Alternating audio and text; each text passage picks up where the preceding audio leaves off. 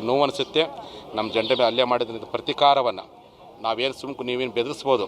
ನನಗೆ ಅವ್ರ ಪಿತೂರು ನೋಡಿದರೆ ಇನ್ನೊಂದು ಸ್ವಲ್ಪ ಬಹುತೇಕ ಗೋಲಿಬಾರ್ ಮಾಡಲಿಕ್ಕೂ ಅವ್ರು ಹೆಸರಿಕ್ಕಿದ್ದಿಲ್ಲ. ಅಷ್ಟು ಮಟ್ಟ ಷಡ್ಯಂತ್ರ ಅವ್ರು ಮಾಡಿದ್ರು ಅಂತ ಅನುಮಾನ ವ್ಯಕ್ತವಾಗ್ತಿದೆ. ನೀವು ಏನೇ ಮಾಡಲಿ ಈ ಹೋರಾಟ ನಿಲ್ಲಿಸಲಿಕ್ಕೆ ಯಾರ ಕೈಲಿ ಸಾಧ್ಯ ಇಲ್ಲ. ಇದೇ ರೀತಿ ಮಾಡ್ತಾ ಹೋದರೆ ಇವತ್ತು ನೀವು ಹೇಳ್ಬಿಡ್ರಿ ಮುಖ್ಯಮಂತ್ರಿಗಳು, ನಿಮ್ಮ ಪಂಚಮಸಾಲಿ ಸಮಾಜಕ್ಕೆ, ನಿಮ್ಮ ಲಿಂಗಾಯತರಿಗೆ ನಮ್ಮ ಸರ್ಕಾರ ಯಾವ ಕಾರಣಕ್ಕೂ ಮೀಸಲಾತಿ ಕೊಡೋಕ್ಕಾಗಲ್ಲ ಅಂತ ಸ್ಪಷ್ಟೀಕರಣ ಕೊಟ್ಬಿಡ್ರಿ. ನಮಗೆ 2028ಕ್ಕೆ ನಮಗೆ ಯಾವ ಸರ್ಕಾರ ಬೇಕು ಆ ಸರ್ಕಾರವನ್ನು ಅಧಿಕಾರಕ್ಕೆ ತಂದು ಅವ್ರ ಮೂಲಕ ನ್ಯಾಯ ಪಡೆಯೋ ಪ್ರಯತ್ನ ನಾವು ಮಾಡ್ತೀವಿ. ಇವತ್ತು ನಮ್ಮ ಜನ ಏನಿವತ್ತು ಅಮಾಯಕನ ಕೆಲ ಅರೆಸ್ಟ್ ಮಾಡೋ ಪ್ರಯತ್ನ ಮಾಡಿದೆ. ಕೂಡಲೇ 24 ಗಂಟೆಯಲ್ಲಿ ಅವ್ರನ್ನ ಬಿಡುಗಡೆ ಮಾಡುವಂಥ ಕೆಲಸ ಮಾಡದೆ ಹೋದರೆ ಉಗ್ರವಾಗಿರ್ತಕ್ಕಂಥ ಹೋರಾಟ ಕರೆ ಕೊಡಬೇಕಾಗತ್ತೆ.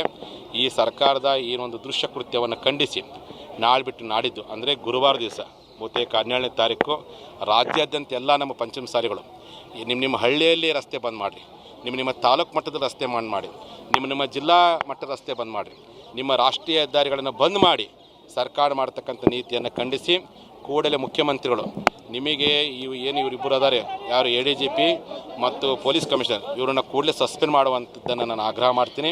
ಅದ್ರ ಜೊತೆಯಲ್ಲಿ ಗಾಯಾಳುಗಳು ಏನಾದರೆ ಆ ಗಾಯಾಳುಗಳ ಹಿತರಕ್ಷಣೆಗೋಸ್ಕರವಾಗಿ ನಮ್ಮ ಸಮುದಾಯದ ನಾವೆಲ್ಲರೂ ಕೂಡಿ ನಮ್ಮ ಸಮಾಜ ಎಷ್ಟು ಜನ ಗಾಯಾಲಾಗಿದ್ದಾರೆ, ಎಷ್ಟು ಜನ ತೊಂದರೆ ಪಟ್ಟು ಕೈಲಾದಷ್ಟು ಅವರ ಆಸ್ಪತ್ರೆ ವೆಚ್ಚವನ್ನು ನಾವೆಲ್ಲ ಕೂಡ ಮಾಡ್ತೀವಿ. ಅದಕ್ಕಾಗಿ ನಾನು ಅವ್ರಿಗೆಲ್ಲರಿಗೂ ಹೇಳಕ್ಕೆ ಇಚ್ಛೆಪಡ್ತೀನಿ, ನಾವು ಕರೆದವಂತ ನೀವೆಲ್ಲ ಬಂದಿರಿ, ಬೆಂಬಲ ಕೊಟ್ಟು ರೊಟ್ಟಿ ಮುತ್ತಿ ಕಟ್ಕೊಂಬಂದ್ರಿ. ಭಾಳ ನಿಮಗೆ ಎಲ್ಲೇ ಒಂದು ತೊಂದರೆ ಆಗಿರ್ಬೋದು, ಆದರೆ ನಿಮ್ಗೆ ಆಗಿರ್ತ ತೊಂದರೆ ಮುಂದೆ ಒಂದು ಇತಿಹಾಸದಲ್ಲಿ ನಾಳೆ ಮಕ್ಕಳು ಕ್ರಿಯೆ ಪಡ್ಕೊಂಡಾಗ ನಿಮ್ಮ ತ್ಯಾಗದ ಪರಿಣಾಮ ನಿಮಗಾಗಿರ್ತಕ್ಕಂಥ ಅನ್ಯಾಯ ಸಹಿಸಿಕೊಂಡು ಆ ಮಕ್ಕಳಿಗೆ ನ್ಯಾಯ ಕೊಟ್ಟಿವಿ ಅಂತ ಇತಿಹಾಸವನ್ನು ಪಾತ್ರ ಆಗ್ತೀರಿ.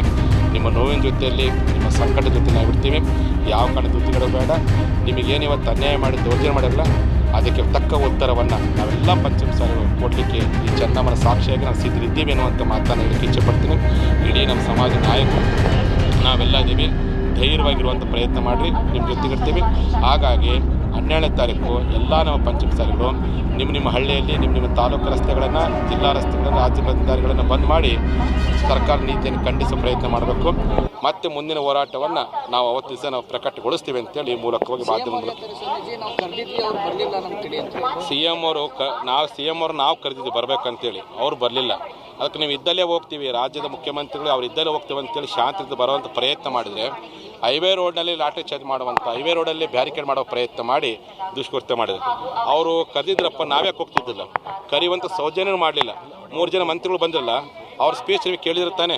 3 ಜನ ಸ್ಪೀಚ್ ಅವ್ರ ಬಾಯಿಗೆ ಏನಾದ್ರು ಬಂತ CM ಕರೆದ್ರೆ ಬರೀ ಸ್ವಾಮೀಜಿ ಅಂತೇಳಿ ನಿಮ್ಮ ಅಭಿಪ್ರಾಯವನ್ನು ಕೇಳೋಕ್ಕೋಸ್ಕರ ಬಂದೇವೆ ಅಂತ ತಿಳಿದ್ರು ಹೊರತು ಮುಖ್ಯಮಂತ್ರಿಗಳು ನಿಮ್ಗೆ ಕರೆದ ಸ್ವಾಮೀಜಿ ಬರ್ಬೇಕಂತ ಹೇಳೋ ಪ್ರಯತ್ನ ಮಾಡಲಿಲ್ಲ. ಹೋಗ್ತಿದ್ವಿ, ಅವ್ರು ಕರೆದಿದ್ರೆ ಒಂದು ಸಚಿವರ ಬಾಯಲ್ಲಿ ಒಂದರ ಶಬ್ದ ಬಂತ, ಬರಲಿಲ್ಲ. ಅದಕ್ಕೆ ನಾವೇ ಮಾಡಿದ್ವಿ, ನಿಮ್ಮ CM ಅವರು ಲಿಂಗಾಯತ ಮೇಲೆ ಗೌರವ ಕೊಡೋದು ಗೊತ್ತಿತ್ತು. ಆ ಪುಣ್ಯಾತ್ಮರಕ್ಕೆ ನಾನೇ ಹೋಗ್ತೀವಿ ಅಂತ ನಾವೇ ಹೊಂಟಿದ್ವಿ.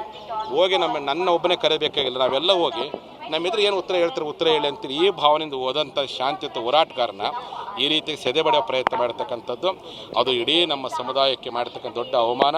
ಇದರ ಉತ್ತರವನ್ನು ಸರಿಯಾಗಿ ನಾವು ಪಾಠ ಕಲಿಸ್ತೀವಿ ಅಂತೇಳಿ ಈ ಮೂಲಕ ಹೇಳಿಕೆ ಇಚ್ಛೆಪಡ್ತೀನಿ. ನೋಡ್ರಿ, ಅದ್ರ ಬಗ್ಗೆ ನಾವು ಯಾಕೆ ಹೇಳ್ತೀರಿ?